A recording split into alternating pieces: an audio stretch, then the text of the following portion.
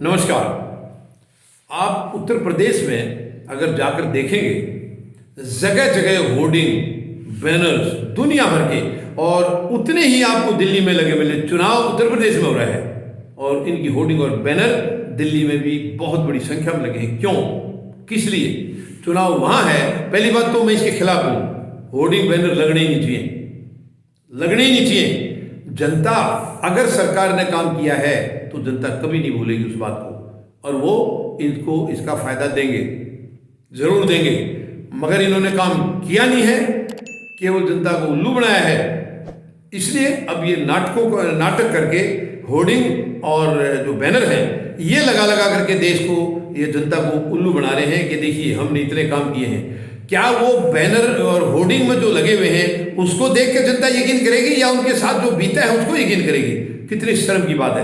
यानी सरकार को इतने घटियापन इनका है, इनको ये अकल नहीं है जब तुमने कुछ किया ही नहीं है। भाई आपने भूखे को अगर रोटी दी है तो आपको वोट मांगने की जरूरत नहीं, वो खुद आपको वोट देगा।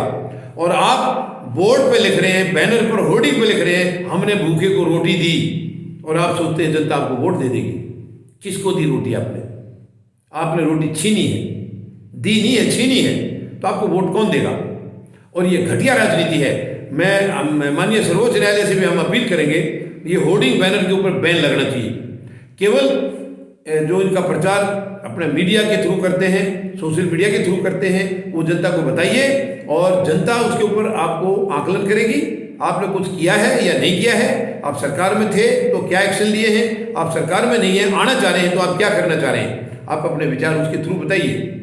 ये फालतू का खर्चा बंद होना चाहिए, बिल्कुल बंद होना चाहिए। होर्डिंग और बैनर्स के ऊपर लाखों करोड़ों रुपए खर्च हो रहे हैं, बर्बादी है ये केवल बर्बादी है। इतने पैसा अगर गरीबों पर लगा जाए तो देश की हालत सुधर जाए।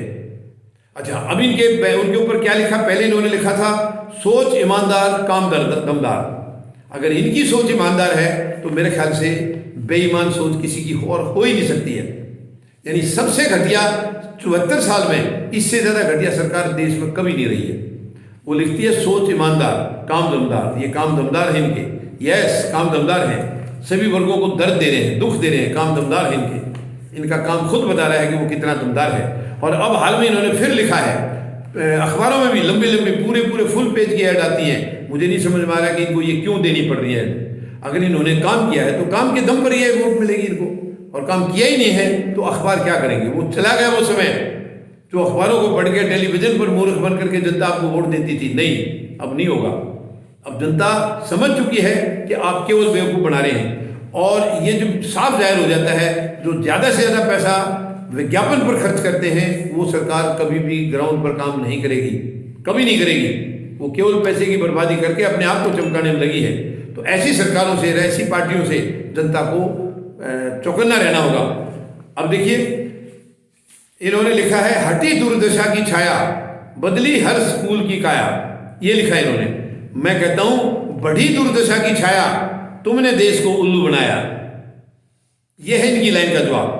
दूसरा इन्होंने लिखा है मिले हर बेघर को आवास, यही है हमारा प्रयास। ये कह रहे हैं। और इसका जवाब मैंने दिया है छीना तुमने सबका आवास, यही है तुम्हारा प्रयास।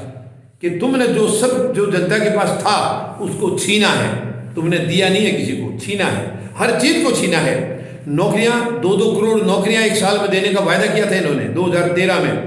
2013 की 13 सितंबर को प्रधानमंत्री महोदय पीएम कैंडिडेट चुने गए थे पार्टी द्वारा, और इनकी पहली रैली थी 2 दिन बाद, यानी कि 15 सितंबर 2013 को रेवाड़ी में। और ये जो रैली थी ये भूतपूर्व सैनिकों की थी। इतनी बड़ी रैली पहले कभी कोई भी पार्टी नहीं कर पाई, कांग्रेस वगैरह भी, जितनी बड़ी रैली इन्होंने की थी। यानी इतनी बड़ी संख्या में जो भूतपूर्व सैनिकों का साथ मिला है ये पहले किसी को नहीं मिला। और वहां पर प्रधानमंत्री महोदय ने खूब फेंके थे, खूब फेंके, फेंकने में माहिर हैं ये फेंकने में माहिर हैं। इन्होंने बहुत लंबे लंबे वादे किए थे, उन्हीं में एक वायदा 2 करोड़ नौकरियों का भी था, वो लेकिन कुर्सी मिलते ही भूल गए। अब इन्होंने देने की बजाय नौकरियां छीनना शुरू कर दिया है, छीनना शुरू कर दिया है। तो कहाँ की जायज सरकार है ये?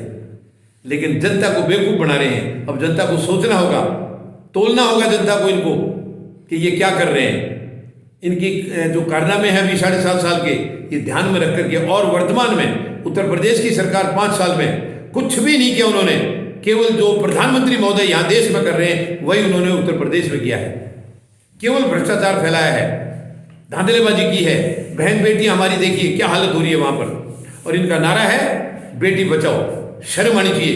इनके नेताओं से बेटियों को खतरा है, हमारी बहन बेटियों को इनके नेताओं से खतरा है। बताइए ये क्या बेटी बचाएंगे? ये इनकी सोच नहीं है ऐसी, केवल ड्रामा करते हैं, केवल दिखावा करते हैं। कुछ नहीं है प्रधानमंत्री महोदय के पास देने के लिए। अब एक ही रास्ता बचा है, इनको जल्दी से जल्दी उखाड़ा जाए, जल्दी से जल्दी इनको बेदखल किया जाए। और वो जनता तय कर चुकी है, ये अभी जो 5 राज्यों के चुनाव होने हैं इसमें इस सरकार का खात्मा होना निश्चित है। इस पार्टी की 5 राज्यों में कहीं भी सरकार दोबारा नहीं आएगी, और ये जिस दिन हो जाएगा प्रधानमंत्री महोदय के पास कोई रास्ता नहीं रहेगा छोड़ के भागने के अलावा। इनको छोड़ के भागना होगा, सत्ता में नहीं रह पाएंगे, ये नहीं रह पाएंगे। भागेंगे नहीं तो जनता भगाएगी, जनता आगे इसको और नहीं झेल सकती है। हर हालत में इनको जाना होगा, और ज़्यादा लंबा समय नहीं है, बहुत जल्दी चुनाव नज़दीक है, अभी 2-3 महीने के अंदर, और इनकी औकात इनको पता चल जाएगा। जो इन्होंने किया है वही, जो बोया है वो फसल काटनी होगी। जैसा किया है वैसा इनको अभी देखना होगा, नतीजे इनको वैसे ही मिलेंगे। इन्होंने कभी भी नहीं सोचा है कि ये सरकार जो है ये देश के लिए बनी है, देशवासियों के लिए बनी है, और उनके लिए कुछ इनके फर्ज बनते हैं, कुछ नहीं है। ये जिस दिन से आए हैं दोनों हाथ से लूटने में लगे हैं, मगर अब नहीं, अब देश बर्दाश्त नहीं करेगा। हर हालत में इनको बाहर का रास्ता दिखाना होगा। तमाम के तमाम एक जगह आगे हैं, 140 करोड़ लोग इकट्ठे हो चुके हैं, और वो इस भ्रष्ट सरकार को उखाड़ करके ही दम लेंगे, उखाड़ के एक संवैधानिक सरकार का गठन करेंगे। धन्यवाद। जय जवान, जय किसान, जय हिंद।